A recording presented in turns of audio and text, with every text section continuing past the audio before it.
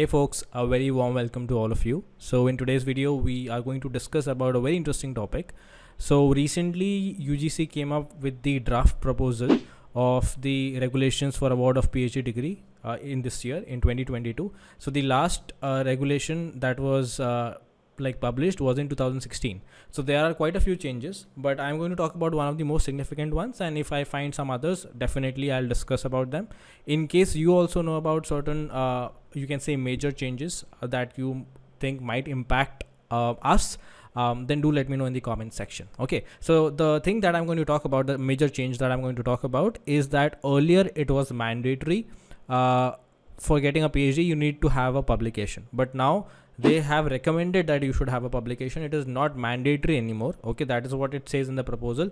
It is not mandatory anymore to get a publication or to have a publication to get a degree. Okay, so there has been a lot of heated debate on this particular topic, and I'm just here to give my views on or my perspective on what I think, whether this particular decision is good or not, and maybe you can let me know what you think about it. So see, I believe it's a great decision, or it's a good decision. Okay, I mean, of course there might be some things which might not go in the direction that they would have thought about when they took this decision, but more or less the decision is very positive, and the reasons behind that, first of all, if you understand that the major universities, okay, central universities and national institutes, for them it doesn't matter because they have a very stringent criteria for getting a PhD. I mean, one publication is nothing. They need at least 3 or 4 publications in very well reputed journals in order for you to have a chance to get a PhD. That's why you would see that most of these premier institutes, the students are pursuing PhD for at least 4.5, 5, 6 years. Okay, so that is the first thing. So it doesn't really matter to the top institutes or the premier institutes of India, because as it is, they had a higher criteria, and the whole point of UGC to have this a change in the regulation, or to do away with the criteria of mandatory publication, is because they want the universities to take responsibility of what kind of graduate students or what kind of students are basically getting a PhD. Okay, they have to take responsibility, so that if someone is not doing well in their PhD, or if somebody is graduating with not a lot of publications and not a lot of impressive research work, then it will show it will show in the ranking of the university, for that matter, or it will show in the prestige of the universities. The second part is that how it is advantageous is, if you think about it, even if after PhD, let's say you are looking for a job, okay, it's not just that if you have a PhD you'll get a job, because there are so many PhD students, and you know that there are a lot of issues pertaining to the job security of PhDs, right? So even if you just have a PhD and you don't have publications, or you don't have patents to show for your research work, it doesn't matter anyway. It will be very, very difficult for you to get a job. No doubt that there are certain advantages. For example, let's say if somebody is applying to ONGC, so over there nobody looks at the publication, they look at your PhD. If you have a PhD, you will get 5 marks extra when you apply for the interview or for the entrance exam for the this ONGC or any public sector undertaking, for that matter. You will get an advantage. So over there the publications would not matter, right? But if you think about it, one of the major, again, reasons why UGC came up with scrapping this rule of mandatory publication is because it was giving a rise to a lot of predatory journals. Okay, so what exactly are these predatory journals?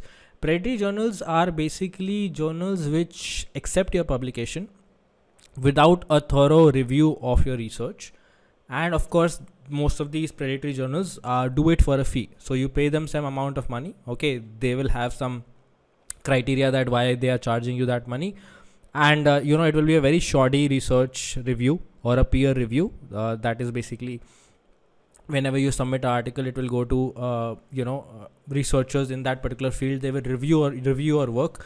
They will see its methodology, their scientific accuracy, the kind of experimentations that you have done, and then they will give a feedback to the journal editor whether there needs to be any changes to the manuscript or to the research article that you have submitted, and then it is accepted finally. Okay, so that is the short procedure for peer review.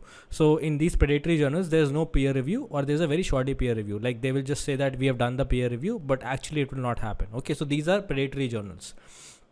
So what was happening was that even if because of this criteria of mandatory one publication, what was happening, even someone who was doing PhD just for the sake of it, they were publishing their work in these predatory journals. And even though UGC tries to compile a list of journals which it recognizes, but more often than not, it has been seen that there are a lot of journals that UGC recognizes which are actually predatory journals. So I think the UGC was not able to keep a track of these predatory journals, and that is why they have decided to do away with this criteria of mandatory PhD, because mandatory publication, because what it was doing was unnecessarily, because it was mandatory for people to publish, or for research scholars to publish, at least have one publication. It was basically giving rise to these predatory journals, because the work of the research scholars in some universities was not up to the mark. So of course they could not get a really good publication. So what was happening was they were looking for some alternate journals, and that is where these predatory journals were filling in the shoes. Okay, basically they came up as an alternative that you publish with us, we are UGC recognized, and you will get your PhD. Okay, so what it was doing was basically it was really lowering down the quality of research. It was unnecessarily giving rise to garbage research in the public domain. And to support this, I'll give you a simple idea. It is mandatory in China for physicians to publish in order to get promotions. Okay, so doctors, for example, you can understand they are in hospitals, they do not really have the time to do research. Some doctors do research, some physicians do research, but most of them do not have the time to pursue research because they are attending to the patients. Okay, now when they made this mandatory that you should have, let's say, 2 publications to be promoted to chief surgeon, or you need to have 3 publications to be promoted to some other level, what started happening was, again, there was a rise in predatory journals in China. And you might have heard about this famous article on Chinese paper mill. So paper mills are basically factories which fabricate data, or basically publish fake data for these physicians. So they will just make up any data, okay, and they will publish in journals, in good journals. In fact, some of the good journals also end up accepting these fabricated articles, just because they wanted to get promoted. So it gave rise to these Chinese paper mills, wherein the author used to pay some money, or the physician used to pay some money, and get their name in that particular article and get it published, so that they could get promotions. So whenever it has been seen that whenever something has been made mandatory, it has really it has not led to any good.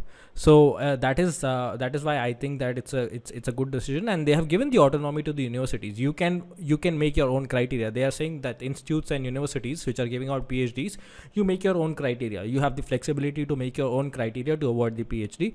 But from our end, we are not making it now mandatory for a publication to be there for awarding a PhD. So anyway, let me know what your take is on this topic. I'll be really happy to know this, and maybe we can have a discussion in the comment section. Anyway, I hope you found this video helpful. If you did, please give this video a big thumbs up, and also do share it with your friends, colleagues, juniors who might be interested in discussing this topic. Thank you for watching. I'll see you in the next video. Hey guys, so I'm a verified educator on Unacademy, and along with that I'm also available on the Unacademy Plus platform, where I'm taking live classes along with other educators. So in case you're interested in attending the live classes, you can subscribe to the Unacademy Plus platform using my referral code, that is SETHI, and that will give you 10% discount. Alright, and in case you're not interested in attending the live classes, you can watch the free courses that are available on the Unacademy. For that, all you need to do is go to the Unacademy website, or download the Unacademy Learning app and search my name over there, that is SETHI. Once you do that, you will get the access to all the free courses that are available on the Unacademy platform. Alright,